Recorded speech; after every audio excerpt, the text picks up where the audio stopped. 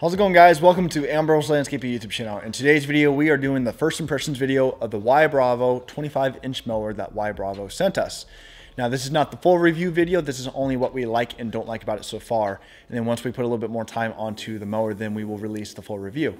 So, without further ado, let's go ahead and get started.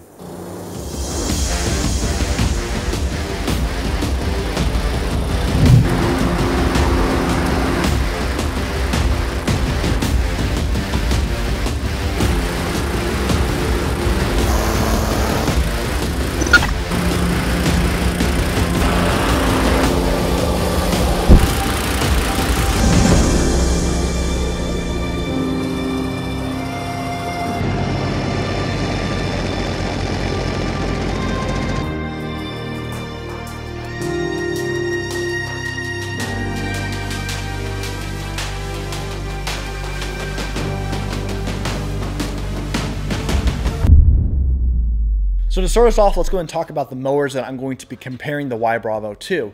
Now, there are 4 mowers that I've used in the past that I put plenty of hours on. The 2 are my Honda mowers, which, as probably some of you know, those are my favorite mowers.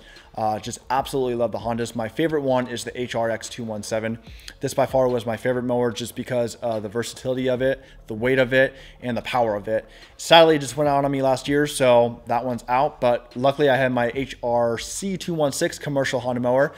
Not my favorite, too heavy for a 21-inch mower. Seems like it doesn't have a lot of power unless you tweak the engine, sadly. But overall, it's a Honda, so I still love it. The other 2 mowers are the Toro and Exmark commercial 30-inch mowers. As you guys know, I had 4 of these things. I ran those for about 2 years and just seemed like there's a lot of problems with them and a lot of things I just did not like about them. So got rid of them, and now we are here with the Ybravo. The first thing you will notice when you start to use the Ybravo mower is how solid it feels in your hands. It doesn't feel cheap. The overall build of it is very solid, and it's very similar to the Honda commercial mower, which it feels like it's built like a tank. It cuts with a single blade, which is less sharpening for you to do and blades to purchase, but you won't get that finer cut in the bag like you see with the double stacked blades Honda uses. Now, the price of the mower depends on your dealer and of course where you buy it from, but my local dealer sells them for about $13.50, but I believe some sell them for $12.50 or even cheaper, which is only a couple $100 or even the same price as the Honda commercial inch 21-inch mowers, and also way cheaper than the 30-inch mowers, which I believe sell for over $2,000. The Ybravo does have the same engine on it that the 30s have, which is the Kawasaki FJ180V.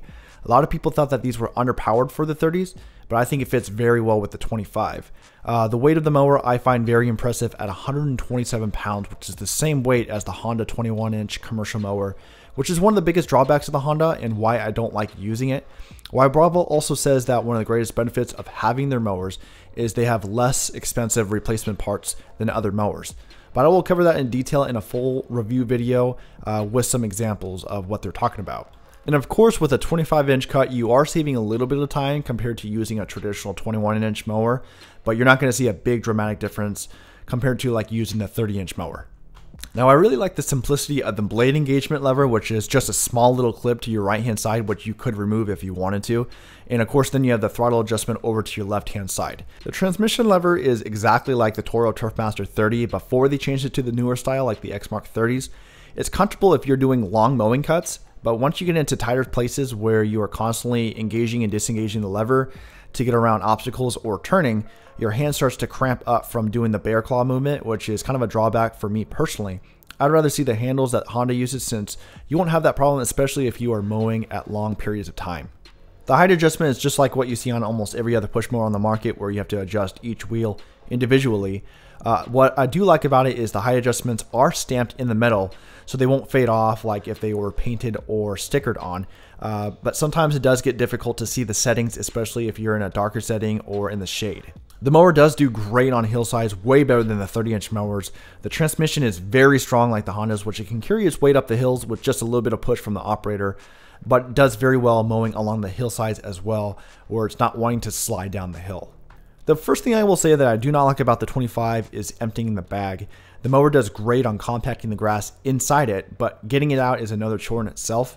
In order to get the grass out, you're going to have to take a few handfuls of grass out first, and then the rest will follow. Luckily, it shouldn't be a major adjustment for Ybravo to make, but I would recommend it, especially for future models.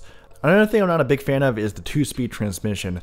I'm so used to the Hondas that had the variable transmission where I have way more options in speed. So when I'm mowing on a difficult property, whether it's a hillside or uneven grass throughout the property, trying to find that perfect speed for me is hard to do with the Ybravo.